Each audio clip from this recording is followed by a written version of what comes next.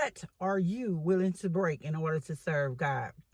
What are you willing to give up? What are you willing to put aside in order to be the woman or man of God in which you were called to be? Well, that's what we're going to talk about today. What is your alabaster box? I know we're probably all familiar with the story of the alabaster box and the woman who came before Jesus with this expensive box of perfumes. And she broke them at Jesus' feet. And she began to wash his feet with her tears. And she began to anoint his feet. We're all familiar with that story. We also know that the disciples were angry with her, looking at the cost, looking at the expense of the alabaster box and wondering how could she be so wasteful and how could Jesus not tell her the importance of saving that money, saving what she had and using it for the poor, so they said. But when we look at the story from a different standpoint, there is more to this story. We all have an alabaster box. You may be saying, no, I don't. What is my alabaster box? I don't have one. In reality, we all have an alabaster box. We all have something that is expensive to us. We all have something that we're hiding, something that we have done that we have to give up in order to serve Jesus. Yes, the box was expensive. Yes, the perfume was expensive. And so is the cost of the sins in which we have been guilty of. When we look at the sins of our past, when we look at that shame, the humiliation, all of that came with the cost. When I was younger and growing, one of the main things I wanted to do was hang out with my friends and party, where I didn't realize that there was a cost to what I was doing. I didn't realize that being a party person or being a person that hung out with all these different people was costing me. There's a cost to that. There's a cost to our behavior. There's a cost to every decision we make. And so that cost was shame. That cost was humiliation.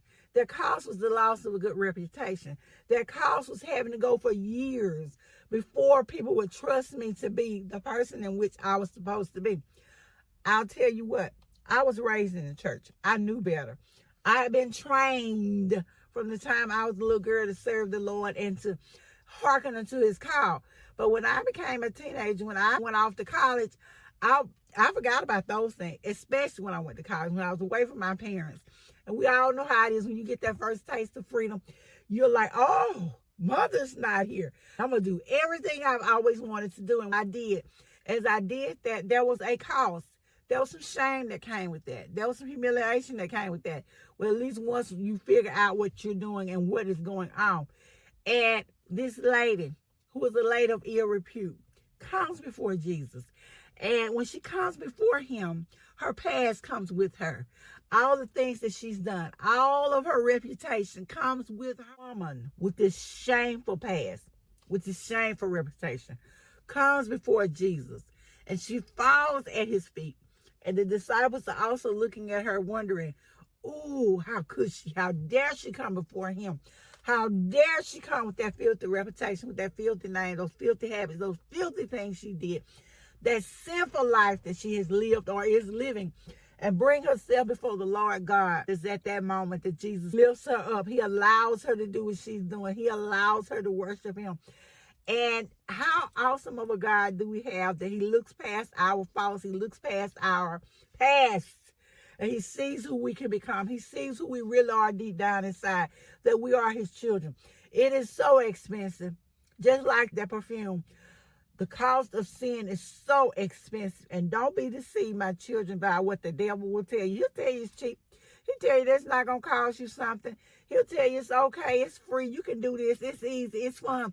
It seems easy, it seems fun, and it does feel good because sin for our flesh feels good. But there is a cost to what we're doing. There's a cost to giving in to temptation. There is a cost. And one of the biggest costs is our eternal soul. We have to be like the woman who came before Jesus with the alabaster box. When we make our decision that we're going to make God our life, we're going to live for him, we have to be willing to give up all. We have to give up something. Don't fool yourself. It's easy to come to God. But to stay with God and to live a life of faith, to live a life as a Christian, it's going to cost you something. It may cost you those friends you used to have. It may cost you your job. Don't let anyone fool you. It's not free. It's hard to say no to going places you used to go, especially in the beginning. It's hard not to give in to that person that used to call you. You used to love to hear from them because that was who you wanted to hear from. But it costs you. Be willing to give it all up. Release it. Just like when she broke the box and the oil was released, the fragrance smell perfumed the room. There is a scent. It was released. We have to release our past. We have to release past guilt. We have to release those people that we have been holding grudges against. We have to release those past issues that are holding us, that threaten to hold us down. We have to let it go in order to serve God. So just like the woman with the alabaster box, we have to release whatever it is what we're holding on to. God sees us. We have to realize that God still sees us. God sees our tears. He sees those nights that we lay in that bed crying. He sees that pain, that hurt. He even sees the love we have for him, for our fellow man. And we have to be willing to do that. We have to be willing to break our alabaster box, to break what we're holding on to. And it can be hard. It can be hard to let go of that language that we have that's inappropriate. Those cruel jokes that we shouldn't be saying. I listen to students all the time. I listen to people talk about, well, that's just how I talk. People don't want to be corrected. We live in an age when people don't want you to tell them that what they're doing is wrong. They want to do what's right in their own sight, but we can't do that. We have to do what's right in God's sight. We have to listen to his voice. We have to listen to our instruction, read our instruction book, and do what God tells us to do. Again, God sees us.